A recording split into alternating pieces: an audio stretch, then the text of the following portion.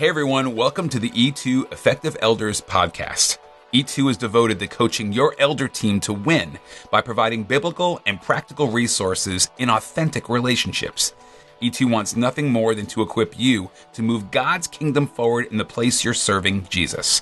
Visit us at e2elders.org and please share this good word with others. Hey everybody, welcome to the E2 podcast. We are grateful to CDF Capital, our ministry partners, for the investment that they have made not only this year, but for several years in elders across the country and around the world. Thank you, Dusty Rubeck and your team at CDF Capital. And our thanks to Mark Houpt. Mark is joining us today. Mark is a longtime champion of E2, and he currently is serving as our board chair. Mark, good morning. How are you today? Good morning, Gary. It's a wonderful day to be here with you, and I love these topics that we're presenting to our elders. And once again, thank you for CDF and all of the investment that they have made, not only in E2, but that trickle-down effect, if you will, that impacts the entire church by presenting these videos and these opportunities for our elders. Absolutely. You betcha. Hey, we are in a series right now of podcasts that are tied into the football season this fall. Football has kicked off. It's well on its way. How's your team doing there, Mark?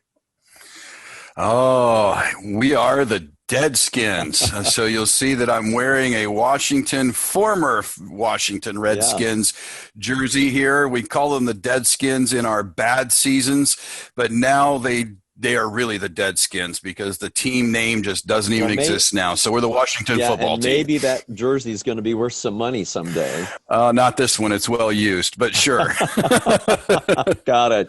And I've got on my Colts jersey. We've been here in Indianapolis now for well over 30 years, and we're cheering on our team. We're hoping that we're going to be entering into a new season of real victory. So we all look back to the Peyton Manning years, the Tony Dungy years with great fondness, but we need to be looking ahead. You know, the E2 team put together an Elders Playbook, much like a football playbook. Right. And many elders across the country are using this. It's available both in hard print as well as digital format. On our website, e2elders.org, it's filled with over 50 plays, all in alphabetical order for elders to use as a resource tool. And Mark, if you were a coach of an elder team, what play in this book would you call attention to in these particular days? Well, I'm going to absolutely go to my favorite, the one that's at my heart, and that is number 36, which is our security, building and campus security. Okay, that is where I work and where I love is in security. Okay, so tell us why, for elders, should they be concerned about security, building, and campus? Play number 36. Right.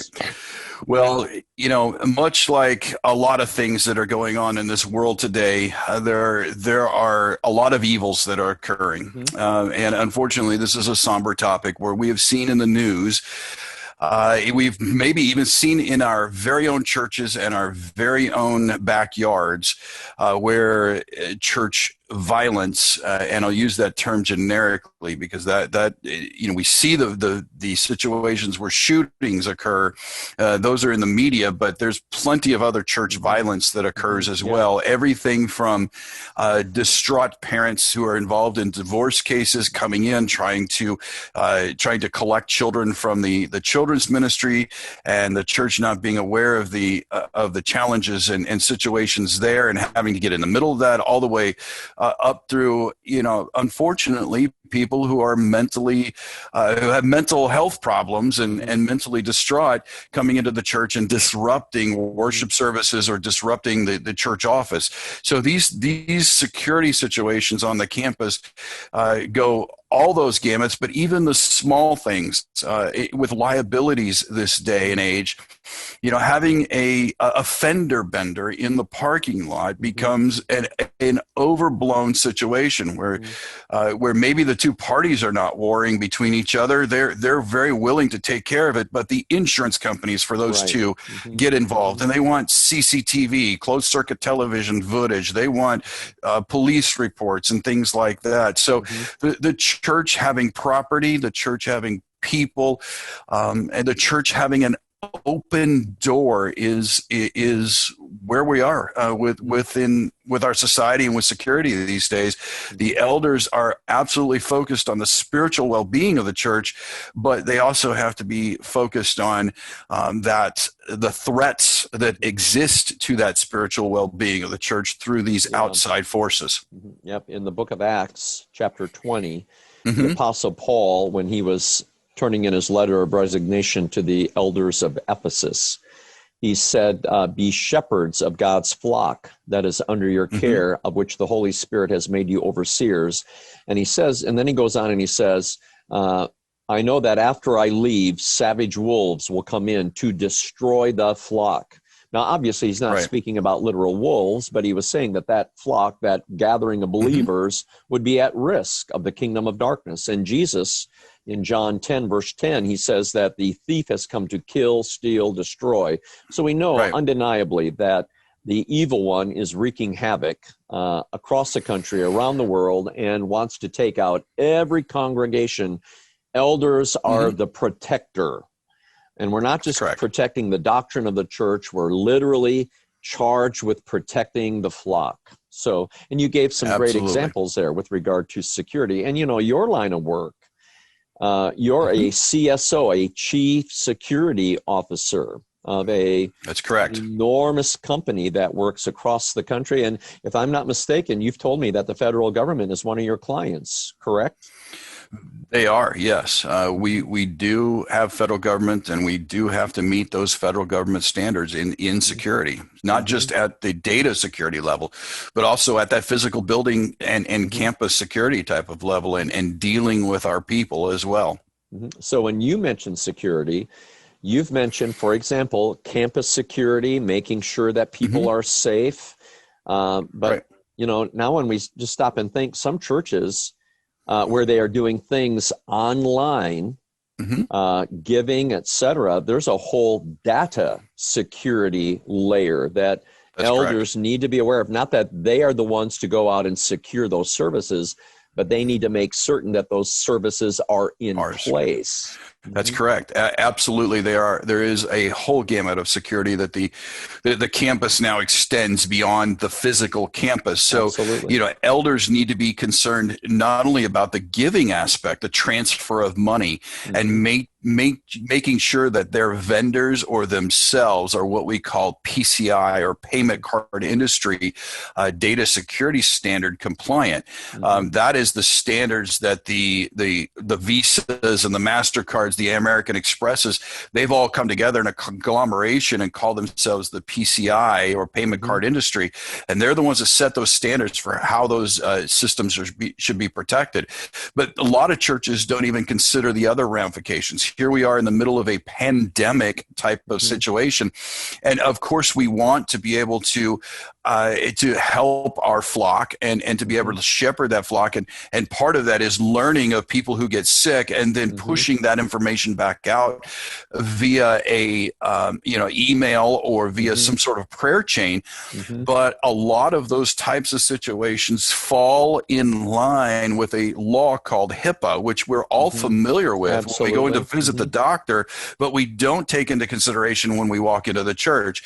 And the Department of Health and Human Services, although I'm not familiar with them ever actually levying a fine against a church at this time, they have the right to levy fines against the churches or other organizations that retain that healthcare information.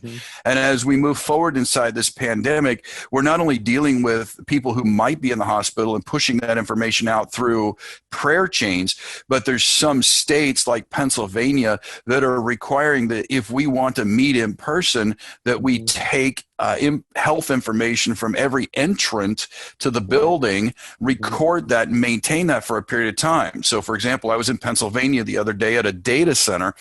My name associated with my temperature at the time in which I entered that building is considered HIPAA data. It's written down by the security guard or written down by the individual there that's maintaining that desk, and that becomes HIPAA data. Those are things that the church has to consider, that if that information gets out or is what we call breached, they may be having fines levied against them. And it's not just one fine.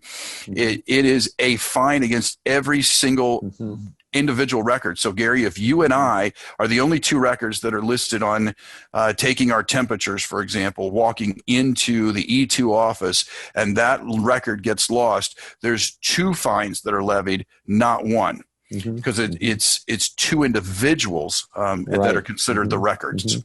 So when we read in the media, or we hear in the media of, let's say, Equifax or some enormous company, or a medical company, when there is a breach of data, that phenomenon can happen in the local church, where addresses or telephone numbers, etc., names of children, their ages, their birth dates, that data can be breached. So we need security, not only of a campus, a literal campus, but of a virtual campus. So yes, absolutely. And let me give you another situation where we have to protect that data from breach as well, that a lot of elders don't think about.